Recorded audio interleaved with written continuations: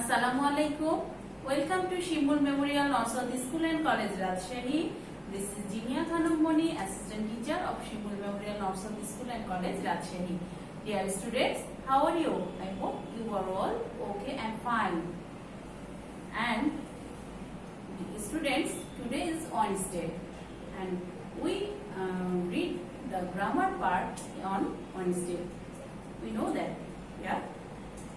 And the contents are definition of parts of speech, change the number, translation with WH question. কি শিখবো? Parts of speech এর সংজ্ঞা শিখবো, নাম্বারের সংজ্ঞা আমরা জানি, আমরা আজকে নাম্বার চেঞ্জ করা শিখবো এবং WH ওয়ার্ড দ্বারা সেন্টেন্সের বেঙ্গলি অর্থ জানবো। এখন তাহলে এক নম্বরে আছে পার্টস অফ স্পিচ কাকে বলে, পার্টস অফ স্পিচ কত প্রকার ও কি কি। দেখেন ছোট সোনামণিরা, সেন্টেন্সে ব্যবহৃত ওয়ার্ডগুলোকে বিভিন্ন শ্রেণীতে ভাগ করা যায়, এগুলোকে পার্টস অফ স্পিচ বলে। সেন্টেন্সে বলতে ধরেন আমি একটা সেন্টেন্স বললাম, রহিম হ্যাজ 2 পেন্স। এখানে রহিম হ্যাজ 2 পেন্স, দেখেন রহিমটা হচ্ছে একটা নাম, নামটা কি? নাউন। হ্যাজটা হচ্ছে ভার্ব, 2 হচ্ছে অ্যাডজেক্টিভ এবং পেন হচ্ছে নাউন। এই যে একটা সেন্টেন্সে কতগুলো ওয়ার্ড থাকে, সেই ওয়ার্ডগুলোকে বিভিন্ন শ্রেণীতে ভাগ করা যায়, আর এদেরকেই পার্টস অফ স্পিচ বলে। আমরা কি বুঝতে পেরেছি? আপনারা তাহলে আমার সাথে আরো কয়েকবার এই সংজ্ঞাটা মুখস্থ করে ফেলেন। সেন্টেন্সে ব্যবহৃত ওয়ার্ডগুলোকে বিভিন্ন শ্রেণীতে ভাগ করা যায়, এদেরকে পার্টস অফ স্পিচ বলে। সেন্টেন্সে ব্যবহৃত ওয়ার্ডগুলোকে বিভিন্ন শ্রেণীতে ভাগ করা যায়, এদেরকে পার্টস অফ স্পিচ বলে। পার্টস অফ স্পিচ কত প্রকার? 8 প্রকার। কি কি? Noun, pronoun, adjective, verb, adverb, preposition, conjunction, interjection. এখন নাউন সম্পর্কে আমি একটু বলতে চাই। দেখেন ছোট সোনামণিরা, আমরা নাউন বলতে কি বুঝি? নাউন অর্থ হচ্ছে যে কোনো কিছুর নামকে নাউন বলে। প্রোনাউন হচ্ছে নাউনের পরিবর্তে যে ওয়ার্ড ব্যবহৃত হয় সেটাই হচ্ছে প্রোনাউন। অ্যাডজেক্টিভ হচ্ছে নাউন বা প্রোনাউনের দোষ, গুণ, অবস্থা, সংখ্যা যে ওয়ার্ড দ্বারা বোঝাবে সেটা হচ্ছে অ্যাডজেক্টিভ। যেমন আমি বললাম রহিম হ্যাজ 2 পেন্স, হ্যাজ 2 পেন্স, 2টা হচ্ছে অ্যাডজেক্টিভ, এটা দ্বারা সংখ্যা বোঝাচ্ছে না, তার কাছে পেন তো নাউন, তাই না? নাউনের সংখ্যা বোঝাচ্ছে যে কতটি পেন আছে। রহিম হ্যাজ 2 পেন্স। ভার্ব, এই যে ভার্ব অর্থ হচ্ছে ক্রিয়া। সেন্টেন্সে ব্যবহৃত প্রত্যেকটা সেন্টেন্সে একটি ভার্ব থাকতে হবে, কি করছে বা সেন্টেন্স দ্বারা কি বোঝাচ্ছে, এখানে একটা ভার্ব থাকতে হবে, ঠিক আছে? এবার অ্যাডভার্ব, একই কাজ কতবার কিভাবে করা হচ্ছে এটা দ্বারা অ্যাডভার্ব বোঝাবে। প্রিপজিশন, একটি সেন্টেন্সের সাথে আরেকটি সেন্টেন্সের বা একটি সেন্টেন্সের মধ্যে একটি ওয়ার্ডের সাথে কোন সেন্টেন্সে যে ওয়ার্ড দ্বারা যুক্ত করা হয় সেটা হচ্ছে প্রিপজিশন। যেমন we play in the field, আমরা মাঠের ভিতরে খেলা করি, ইনটা হচ্ছে এখানে প্রিপজিশন। কনজাংশন, দুইটা ওয়ার্ড বা দুইটা সেন্টেন্সকে যুক্ত করা, যে ওয়ার্ড দ্বারা যুক্ত করা হয় তাকে কনজাংশন বলে। যেমন ধরেন Rahim and Karim 2 friends, Rahim and Karim, এই যে এন্ড যেটা বসাচ্ছে এটা হচ্ছে কনজাংশন। ইন্টারজেকশনটাও হচ্ছে বাক্যের বিস্ময়কর, যেমন উফ বা এলাস, এই যে বিস্ময়কর ওয়ার্ডগুলো যে ওয়ার্ড দ্বারা যে সেন্টেন্সে ব্যবহৃত হয় সেটা হচ্ছে ইন্টারজেকশন। ওকে, তাহলে আমি আশা করছি আপনারা সবাই বুঝতে পেরেছেন এবং পার্টস অফ স্পিচ কাকে বলে আমরা একটু আরেকবার দেখে নিই। সেন্টেন্সে ব্যবহৃত ওয়ার্ডগুলোকে বিভিন্ন শ্রেণীতে ভাগ করা যায়, এদেরকে পার্টস অফ স্পিচ বলে। 2 নম্বরে দেখেন change the number. the number from singular to plural? আমরা নাম্বার কাকে বলে এর আগে পড়েছি না? নাম্বার কাকে বলে? নাম্বার অর্থ হচ্ছে সংখ্যা। যে ওয়ার্ড দ্বারা ব্যক্তি, বস্তু বা প্রাণীর সংখ্যা বোঝানো হয় তাকে নাম্বার বলে। এখন নাম্বার কত প্রকার? দুই প্রকার, singular number, plural number. Singular number বলতে আমরা কি বুঝি?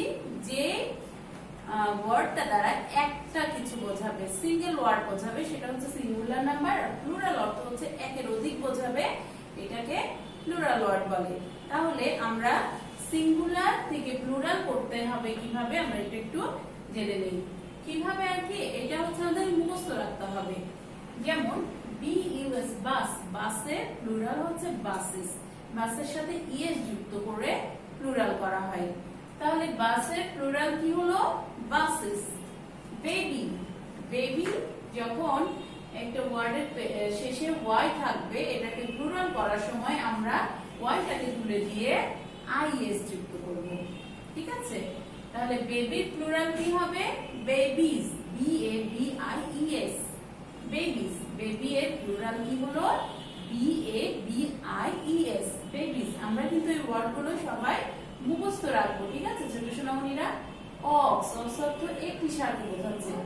অক্সের প্লুরাল হচ্ছে অক্সেন। এখানে দেখো একটি ব্যতিক্রম, এই সবগুলো কোনোটাতে এস বা ইএস যুক্ত হয় বা আইএস যুক্ত হয়, অক্সের ক্ষেত্রে শুধু অক্স ইএন যুক্ত হয়ে এটা প্লুরাল হবে। তাহলে অক্স এর প্লুরাল কি হলো? অক্সেন। ম্যাঙ্গো, ম্যাঙ্গো অর্থ আম, তাই না? ম্যাঙ্গো অর্থ একটি আম বোঝাচ্ছে। ম্যাঙ্গোস যখন প্লুরাল হবে তখন MANGOES, ইএস যুক্ত করে এটা প্লুরাল করা হবে। তাহলে ম্যাঙ্গোর প্লুরাল কি হলো? Mangoes, ES, MANGOES, mangoes. এবার বার্ড, বার্ড অর্থ কি? পাখি। বার্ডের সাথে এস যুক্ত করে এটাকে প্লুরাল করা যায়। তাহলে বার্ডের প্লুরাল কি হলো? বার্ডস। আমরা আরেকবার একটু পড়ে নেই। বাস, বাসের প্লুরাল বাসেস, ইএস যুক্ত করে বাসেস, বাস, বাসের সাথে ইএস যুক্ত করে বাসেস। তাহলে বাসের প্লুরাল হচ্ছে বাসেস। বেবি, বেবি প্লুরাল হচ্ছে বেবিস। অক্স, অক্সের প্লুরাল অক্সেন। ম্যাঙ্গো, ম্যাঙ্গোর সাথে ইএস যুক্ত করে ম্যাঙ্গোস। বার্ড, বার্ডের সাথে এস যুক্ত করে বার্ডস। ওকে ছোট সোনামণিরা, এরপরে আছে 3 নম্বরে ট্রান্সলেট ইনটু বেঙ্গলি।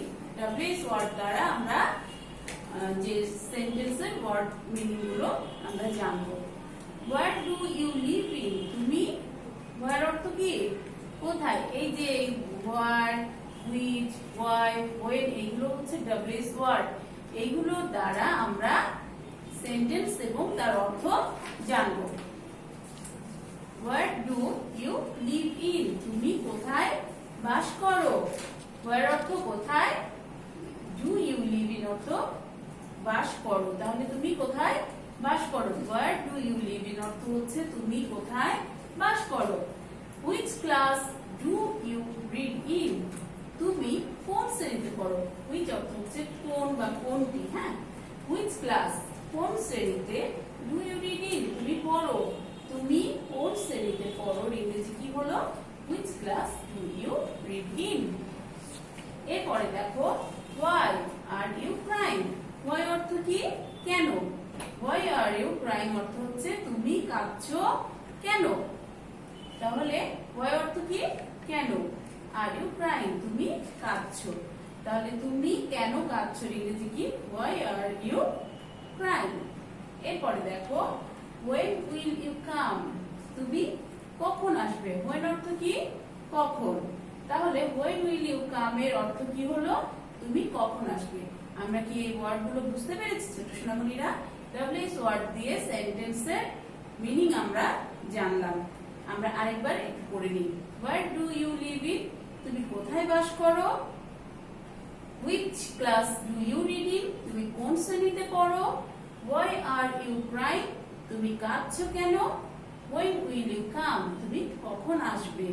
ছোট সোনামণিরা, আমরা পার্টস অফ স্পিচ থেকে এই শেষের পর্যন্ত আমরা আরেকবার একটু পড়ে নিই। তাহলে পার্টস অফ স্পিচ কাকে বলে বলেছিলাম? সেন্টেন্সে ব্যবহৃত ওয়ার্ডগুলোকে বিভিন্ন শ্রেণীতে ভাগ করা যায়, এদেরকে পার্টস অফ স্পিচ বলে। যেমন পার্টস অফ স্পিচ কত প্রকার? 8 প্রকার, যথা noun, pronoun, adjective, verb, adverb, preposition, conjunction, interjection. আমরা কিন্তু এই ওয়ার্ডগুলো মনে রাখবো, ঠিক আছে? এরপরে 2 নম্বরে আছে change the number from singular to plural. Singular bus, plural হচ্ছে buses. Baby, babies. Ox, oxen. Mango, mangoes. Bird, birds. এরপরে translate into Bengali. Where do you live in? তুমি কোথায় বাস করো? Which class do you read in? তুমি কোন শ্রেণীতে পড়ো? Why are you crying? তুমি কাঁদছো কেন? When will you come? তুমি কখন আসবে? তাহলে where অর্থ কি জানলাম? কোথায়। which অর্থ কোন, আর why অর্থ কেন, when অর্থ কখন। তাহলে ছোট সোনামণিরা, আপনারা এটা ভালো করে পড়বেন এবং মুখস্থ করবেন, ফিডব্যাকে সুন্দর করে লেখার চেষ্টা করবেন। আজকের মতো এই পর্যন্তই। নেক্সট ডে পড়াটা তুলে ফেলেন। Next day card exam unit 27 lesson 4 থেকে 6। তাহলে আজকের মতো এই পর্যন্তই। ছোট সোনামণিরা, আপনারা ভালো থাকবেন, সুস্থ থাকবেন। ধন্যবাদ সবাইকে।